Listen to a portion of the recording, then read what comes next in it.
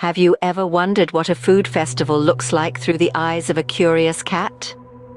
In a bustling city, there lived a feline named Whiskers, whose curiosity knew no bounds. Today, he embarks on an adventure that will earn him the title of Gourmet Cat. One crisp morning, as Whiskers prowled his neighborhood, a tantalizing aroma caught his attention. It was the day of the grand food truck festival, and the air was ripe with the scent of culinary wonders. Drawn by the irresistible smells, Whiskers couldn't resist. He had to explore. With the agility only a cat possesses, Whiskers slipped into the festival unnoticed. He found himself amidst a paradise of flavors.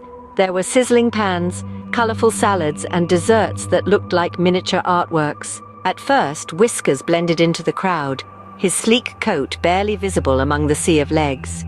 But then, temptation struck. A table laden with an array of dishes was too much for any cat to ignore. With a graceful leap, Whiskers landed amidst an assortment of cuisines. He started his tasting spree, first a delicate nibble of smoked salmon, then a paw dipped into a creamy pasta. The festival goers were in for a surprise. Laughter and gasps filled the air as they watched this unexpected guest make his rounds. "Look at that cat! He's a real food critic!" someone exclaimed, as Whiskers scrutinized a slice of gourmet pizza with a discerning eye.